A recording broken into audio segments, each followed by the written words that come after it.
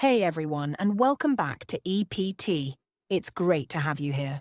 Today, we're tackling something that affects us all: saving money. We're not going to bore you with complicated financial theories or lecture you on how to manage a multi-million-dollar portfolio. No, today is about simple, practical ways that anyone can start saving money. Yeah, you don't need to be a financial expert to manage your money well. It's more about building good habits. And trust me, the little things add up. You don't have to completely overhaul your life to start saving. Sometimes it's just a few small tweaks that make a big difference. Absolutely. But before we get into the tips, let's talk about why it's so hard to save money in the first place. For me, it's often about not being conscious of where my money goes. I think I'm doing okay, then I look at my bank account and boom, the numbers don't lie. Same here. It's easy to spend without realizing how much is going out. Small purchases here and there feel insignificant at the time, but when they add up over a month, it's a different story. So, the first thing I did to take control was to start tracking my spending. And let me tell you, it opened my eyes. Oh yeah, I've been there too. Tracking spending is such a game changer. You'd be surprised how quickly those small expenses, like an extra coffee or a quick snack, can add up. I started using an app to track everything, and even just a week in, I could see where my money was going. Exactly. You can do it with an app or even just writing it down. The goal is to have a clear picture of your finances.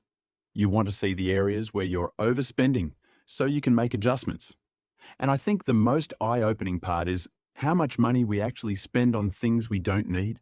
Yes, I realized I was spending a ridiculous amount on takeout. Just ordering food whenever I didn't feel like cooking, suddenly I was spending hundreds of dollars a month on meals I didn't even remember ordering. Tracking helped me see that I could be cooking at home more often, which would save me a ton. Exactly. And once you've tracked your spending, the next step is creating a budget. Now, I know what you're thinking. Ugh, budgets are so restrictive. But it's not about limiting yourself. It's about making sure your money is going to the right places. Right. And a budget doesn't have to be complicated. You don't have to get into the weeds with every little expense. I follow the 50-30-20 rule. 50% of my income goes to needs, 30% to wants, and 20% goes into savings or paying off debt. It's simple, and it helps me stay balanced. That's a good one. I've seen people adjust it based on their priorities. Maybe you need more for savings or less for wants. It's flexible, which is why it works for most people. But the key here is having a structure that you can stick to, something that helps you stay on track. Exactly. And speaking of savings, if you're like me, you've probably tried to save but always end up spending it on something else. So here's a tip. Automate your savings. As soon as you get paid, set up an automatic transfer to a savings account. Yes, that's been a lifesaver for me. I don't even think about it. Money goes into savings first, and what's left is what I have to spend. It's like paying yourself before you pay anyone else. And since it's automatic, I don't have to worry about forgetting or dipping into it for something else. You're essentially setting up a pay-yourself-first system, and once you do that, you're less likely to touch it. If you're saving a little bit every month over time, it really adds up. And the great thing is, you don't have to start with huge amounts. Even $50 or $100 a month can make a big difference in the long run. That's true.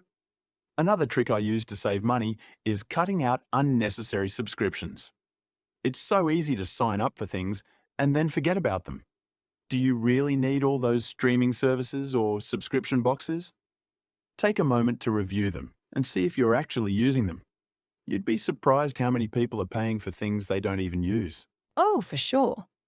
I had this random gym membership that I never used, but I was still paying for it every month. It's like out of sight, out of mind. But once I realized it, I cancelled it immediately. Small things like that can make a big difference over time. Definitely. And let's talk about those impulse purchases.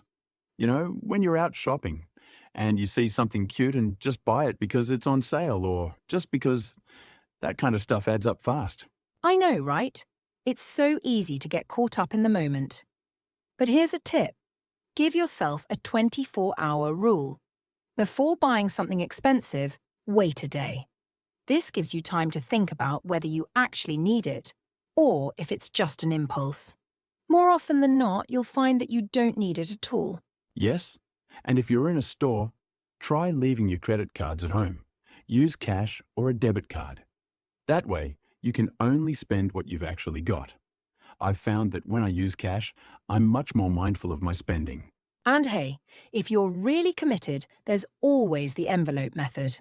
It sounds old school, but it works. You take out cash for different categories, groceries, entertainment, etc. And once the cash is gone, that's it for the month. It forces you to stick to your budget. It really does. I used that method when I was first getting serious about saving. It's a great way to stay disciplined. But another tip that's been helpful for me is finding ways to save on things I buy regularly. For example, I switched to generic brands for certain products, and it saved me so much without even feeling like I was sacrificing quality. Yes, small adjustments like that can add up over time, and we can't forget about having an emergency fund. You never know when something unexpected will happen, whether it's a car breakdown, a medical bill, or something else. Having a small emergency fund, just a couple of $100s, can keep you from going into debt when life throws a curveball. It's so true. It's like having a safety net. I didn't start with a huge fund, but even just a small cushion gives me peace of mind. It's there if I need it, and that's worth a lot. Exactly. And, budgeting isn't about being perfect. It's about being consistent. Even if you make a mistake or overspend one month, don't give up. Just get back on track the next month. The goal is progress, not perfection. Exactly. You don't have to do it perfectly to make a difference. Every little bit counts.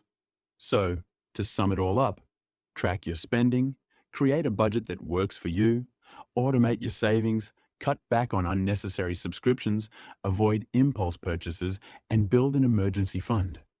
Small, consistent steps make a big difference over time. And most importantly, celebrate the small wins.